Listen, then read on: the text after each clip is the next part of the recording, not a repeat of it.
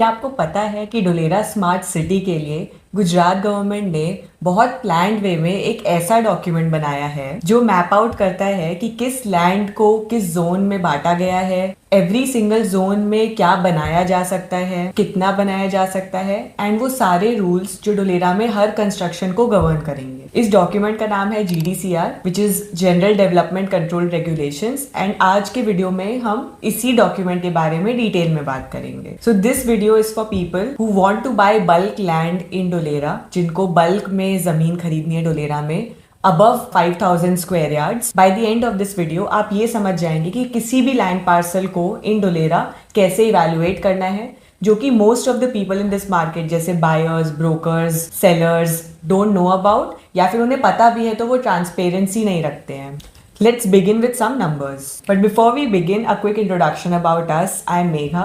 मैं एक IIM Bangalore MBA graduate हूँ, एंड उसके पहले मैंने वर्क किया है इन कंपनीज लाइक कुशमन एंड वेकफील्ड, जो कि एक रियल एस्टेट कंसल्टेंसी है, and in consulting, and post my MBA I worked at Uber. And I am Salil. I have done my MTech from IIT Madras, MBA from IIM Bangalore, and have previously worked with companies like L&T Construction and startups like Navi.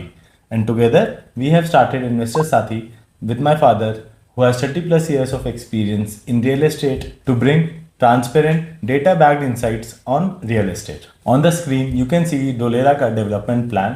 वहाँ पे every zone and उसका area is clearly demarcated. The entire SIR, the special investment region का area है around 920 square kilometer. उसमें से 38% आपका non डेवलपेबल land है, जिसमें मेजर एरिया आता है आपका कोस्टल रेगुलेशन जोन का एंड सोलर पार्क का। So basically this is the area जहाँ पे कुछ भी प्राइवेट डेवलपमेंट नहीं होगी। Of the remaining 568 square kilometre, that land is also divided into urban land and non urban land. Urban land का area है around 60%, जिसमें जोन्स आते हैं जैसे कि residential, industrial, high access corridor and city centre and other zones. Of the remaining 40%, उसमें आपके zones आते हैं जैसे agriculture, village buffer, forest cover etcetera. Again these are area जहाँ पे कंस्ट्रक्शन इज लिमिटेड। सो सबसे पहले जो सबसे ज्यादा क्वेरीज आती है हमें वो ये है कि इतने सारे जोन्स हैं, हमें किस जोन में इन्वेस्ट करना चाहिए। तो शॉर्ट आंसर ये है कि अगर आप इन्वेस्टमेंट एक रिटर्न पर्सपेक्टिव से देख रहे हैं तो zones like residential, city centre, commercial, इन तरह के जोन्स में हमें इन्वेस्ट करना चाहिए। बट अगर आप अपनी खुद की फैक्ट्री सेटअप करने के पॉइंट ऑफ व्यू से देख रहे हैं तभी इंडस्ट्रियल में इन्वेस्ट करना चाहिए। Purely for an investment perspective आपको इंडस्ट्रियल जोन नहीं देखना चाहिए। तो ऐसा क्यों है? Let's look at the highlighted rows. So industrial zone Dholera के डेवलपेबल लैंड का 20% ऑक्यूपाई करता है। इसका मतलब ये है कि ये ओवरऑल डेवलपेबल लैंड में बिगेस्ट जोन है, एंड इसीलिए सप्लाई सबसे ज़्यादा है इंडस्ट्रियल लैंड की। और ये सेंस भी बनाता है क्योंकि डोलेरा एक मैन्युफैक्चरिंग सिटी की तरह सेटअप किया जा रहा है, तो यहाँ पे सबसे ज़्यादा लैंड फैक्ट्रीज को सेटअप करने के लिए मिलेगी। इसका मतलब ये है कि सप्लाई क्योंकि काफ़ी ज़्यादा है, यहाँ पे फ्रॉम अ रिटर्न पर्सपेक्टिव हमें बहुत ज़्यादा appreciation as compared to other zones नहीं दिखेगा। Now let's look at the different zones. First we will talk about the high access corridor. इसका share only 4.4% of overall developable land है। इसमें आएंगे आपके major high rise commercial buildings, malls etcetera. Second आपका है city centre. इसका share है only 1.2% of the overall developable land. यहाँ पे आएंगे आपके transport hubs, hospitals, malls among other things. And the another critical zone is the knowledge and IT park. इसका share है only 2.3% of the overall developable land. इसमें आएंगे आपके business and knowledge IT parks, and उनको cater करने के लिए 4 star and 5 star hotels. These 3 zones combined account for only 7.7% of the overall developable land of Dholera SIR। एंड ये तीनों डोलेरा SIR के सबसे प्राइम जोन है, क्योंकि यहीं पे आपको मिलता है मैक्सिमम कंस्ट्रक्शन लिमिट, जो जाता है आपका up to 150 metre building height तक। एंड इसलिए ये काफी प्रीमियम जोन है for investment purposes. Another critical zone is आपका रेजिडेंशियल जोन। इसका शेयर अगर हम बात करें तो it is about 17% of the overall developable land. However one must think very carefully that for every job which is created in Dholera SIR, एक 4 members की family को जरूरत है वहाँ पे लैंड की for their residential purposes, which again makes it a lucrative option for investment. And यहीं पे आपका डिफरेंस आता है डॉक्यूमेंट को समझना वर्सेस अनइन्फॉर्म डिसीजन लेना। For every square yard of city centre land, यहाँ इंडस्ट्रियल लैंड उससे 17 टाइम्स अवेलेबल है। And also we need to very clearly remember that यहाँ पे since every zone is defined, ऐसा नहीं होगा कि फ्यूचर में कोई जोन को एक्सपैंड किया जा सकता है या जोन नया क्रिएट किया जा सकता है। और जीडीसीआर डॉक्यूमेंट ही वो बताता है कि हर जोन में क्या बनाया जा सकता है और कितना बनाया जा सकता है। और जीडीसीआर ऑपरेट करता है मेजरली 3 वेरिएबल्स पे, जिनको समझना बहुत ज़रूरी है किसी भी लैंड पार्सल को इवैल्यूएट करने के लिए। और ये 3 वेरिएबल्स है जोन, रोड की विड्थ और प्लॉट का साइज। ये तीनों वेरिएबल्स इंटरैक्ट करते हैं एक दूसरे से टू डिटरमाइन कि कौन सा लैंड पार्सल की कितनी वैल्यू है। आज की डेट में जितने भी लोग बल्क लैंड इवैल्यूएट कर रहे हैं वो मेजरली या तो देखते हैं कि लोकेशन कैसी है एंड प्राइसिंग कैसी है, बट इन 3 वेरिएबल्स को इंपॉर्टेंस देना बहुत जरूरी है to evaluate. Now let's understand the first variable zone. Now हमें जोन बताता है कि किस लैंड पे क्या डेवलप किया जाता है एंड इनकी बाउंड्रीज फिक्स्ड है, इसे मूव या चेंज नहीं किया जा सकता। A residential zone can not become an IT park and an knowledge and IT zone can not have a residential standalone apartment. So हमने अभी जस्ट 4 जोन्स की बात की, residential, high access corridor, knowledge and IT park and city centre. ये 4 zone सबसे important Jones है invest करने के लिए। एंड आपको ये देखना इंपॉर्टेंट है कि आपका जो भी लैंड पार्सल है जो आप इवैल्यूएट कर रहे हैं वो किस जोन में आता है एंड आप उसमें जो आगे जाके बनाना चाहते हैं वो उस जोन में परमिसेबल है कि नहीं। Even if you are just investing from an investment purpose, आपको पता होना चाहिए कि आपकी लैंड में आगे क्या क्या बनाया जा सकता है, ताकि जब आप उसको रीसेल करने जाए तो आप राइट इन्वेस्टर्स को सर्च कर पाए। सेकेंड इंपॉर्टेंट वेरिएबल है रोड विड्थ। हर जोन के अंदर उस प्लॉट को किस रोड से एक्सेस मिलता है डिटरमिन करता है कि उस प्लॉट पे क्या डेवलपमेंट किया जा सकता है। डोलेरा SIR में ओवरऑल 3 कैटेगरीज में road widths are categorised. First is 55 meter and above, second 25 meter to 55 meter and third below 25 meter। इसमें सबसे इंपॉर्टेंट पॉइंट नोट करने का ये है कि उस प्लॉट की एंट्री किससे है। फॉर एग्जाम्पल, अगर मेरे प्लॉट के सामने 25 मीटर की रोड है एंड उसके जस्ट लेफ्ट में एक 70 मीटर रोड जा रही है, बट अगर एंट्री मेरी 25 मीटर से है तो मेरे सारे डेवलपमेंट गाइडलाइंस एप्लीकेबल होंगी as per 25 metre and not as per 70 metre. तो आपका डेवलपमेंट के सारे rules are not applicable as per कि एरिया में सबसे बड़ी रोड कौन सी है, मेरे प्लॉट के आसपास कौन सी सबसे बड़ी रोड है, रादर मेरे प्लॉट को एंट्री किस रोड से मिल रही है। This is important because road width ही आपका डिफाइन करती है कि मेरा FAR that is floor area ratio मुझे कितना मिल रहा है। इसे हम एक एग्जाम्पल से समझते हैं। यहाँ पे अभी 2 प्लॉट हैं, दोनों आपका HAC जोन में है, दोनों आपके 5000 स्क्वायर मीटर के प्लॉट्स हैं एंड लेट्स एज्यूम कि दोनों का प्राइस भी सिमिलर है। प्लॉट A को एंट्री मिलता है 70 मीटर रोड से, प्लॉट B को एंट्री मिलता है 25 मीटर रोड से। As per the GDCR, plot A का FAR आएगा 5 एंड प्लॉट B का FAR आएगा 2.5। इसका मतलब क्या है, मेरे को डेवलपमेंट के लिए, कंस्ट्रक्शन के लिए जो एरिया मिलेगा वो प्लॉट A में मिलेगा 5000 into 5 that is 25,000 square metre and plot B में मिलेगा मेरे को 5000 into 2.5 that is 12,500 square metre.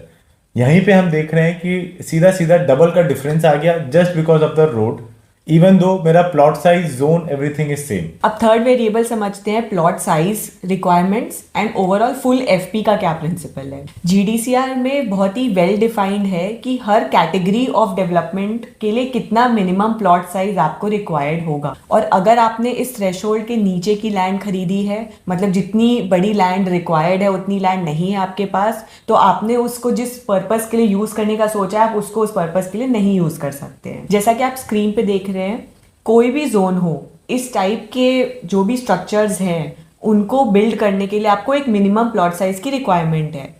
For example, एक मल्टी स्टोरी अपार्टमेंट बनाने के लिए आपको एक मिनिमम 2000 स्क्वायर मीटर्स का प्लॉट साइज चाहिए, एक रो हाउस बनाने के लिए 200 स्क्वायर मीटर का प्लॉट साइज चाहिए, और एक ग्रेड A ऑफिस कॉम्प्लेक्स बनाने के लिए 12,000 स्क्वायर मीटर्स का प्लॉट चाहिए। अगर आपको एक पेट्रोल पंप खोलना है डोलेरा में तो आपको मिनिमम 1200 स्क्वायर मीटर्स का प्लॉट साइज लेना जरूरी है, उसके बिना आप नहीं बना सकते हैं पेट्रोल पंप। तो इसलिए याद रखिए कि ये रिक्वायरमेंट्स आप जरूर चेक करें before buying any kind of land in Dholera. ना इससे हमें याद आता है कि एक बहुत ही कॉमन प्रैक्टिस है डोलेरा में जिसके बारे में हम काफी क्लियरली बात करना चाहते हैं। एक FP होता है फाइनल प्लॉट, जिसको टाउन प्लानिंग स्कीम के अकॉर्डिंग अलॉट किया गया है। तो गवर्नमेंट जो भी जिस लैंड पार्सल को एक एफपी डिफाइन करती है उस पे क्लियर राइट्स होते हैं ओनरशिप के। अगर आपने एक एफपी खरीदा है तो आप वो लैंड ओन करते हैं एंड आप उस लैंड को इजीली सेल कर सकते हैं आगे, या फिर उस पर कंस्ट्रक्शन कर सकते हैं आगे। उसकी एक डिफाइंड लीगल बाउंड्रीज होती है and it is an independently owned asset. But एक चीज़ हम बहुत कॉमनली सुन रहे हैं कि क्योंकि वहाँ पे काफ़ी बड़े एफपीज हैं, जैसे 30,000 50,000 गज, जो लोगों के बजट में फिट नहीं करते हैं, तो उन्हें चाहिए होता है 1200 1500 गज या 5000 गज जो उनके बजट में फिट हो जाए।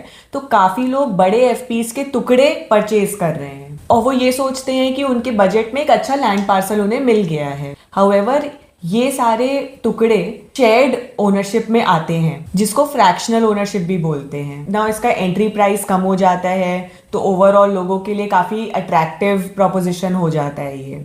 तो इसलिए काफ़ी लोग परचेज करते हैं इन टाइप के लैंड पार्सल्स को। बट फ्रैक्शनल ओनरशिप इज को ओनरशिप। उसका मतलब है कि आप उस पर्टिकुलर लैंड पार्सल को अकेले ओन नहीं करते हैं, आपके साथ एक्स नंबर ऑफ लोग जिन्होंने वो सेम एफपी को के टुकड़े परचेज किए वो भी उस लैंड पार्सल को ओन करते हैं।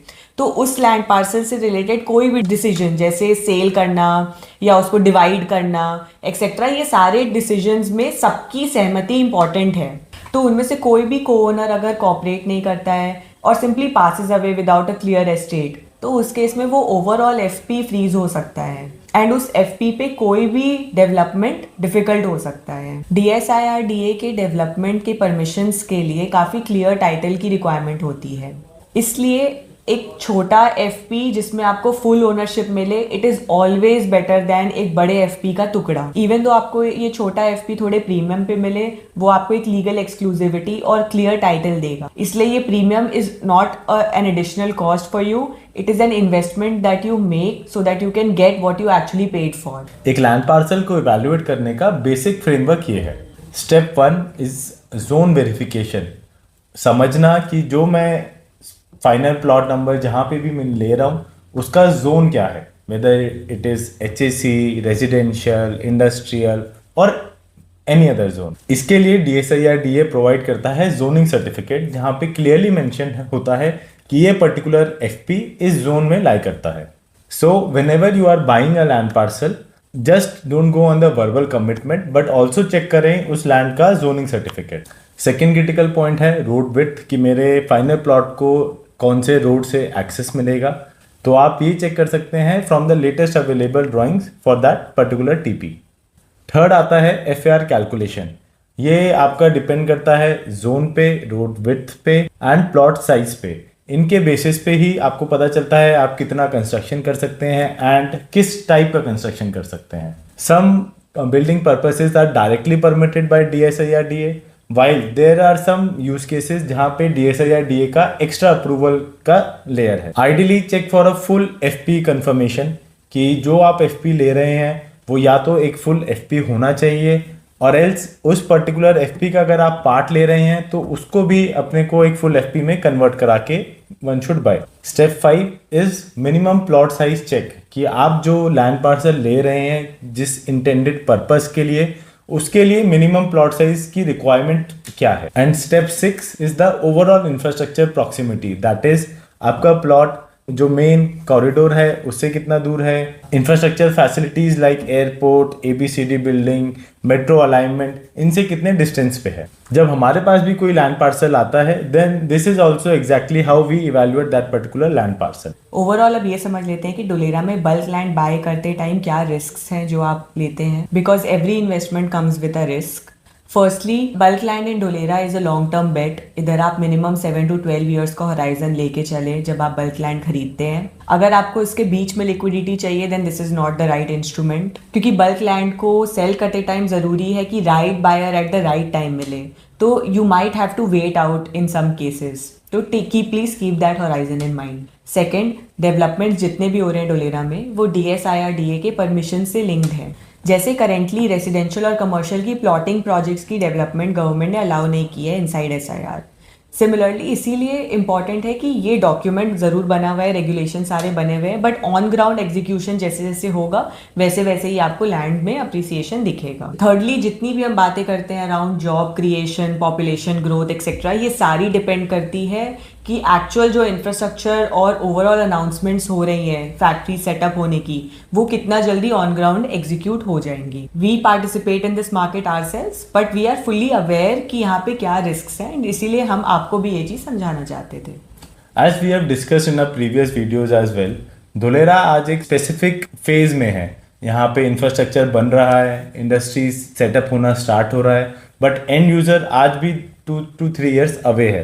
एंड इसीलिए लैंड भी आज की डेट में एक प्री डिमांड लेवल पे है. वेरी इंपॉर्टेंट पॉइंट इज कि जितने भी सारे जोन हैं, be it industrial, residential, commercial, city centre, इन सब के सप्लाई फिक्स है, एरियाज डिमार्केटेड हैं. ये जोन फ्यूचर में एक्स्ट्रा क्रिएट नहीं होंगे. However since supply is limited and आपका डिमांड इंक्रीज होगा with time as more and more people get aware about Dholera and overall future prospects. यहाँ पे हम देखेंगे land appreciation. Alright, so that's it for today. Hope this was helpful. हम video के description में सारे लिंक्स शेयर कर देंगे, even including the GDCR document.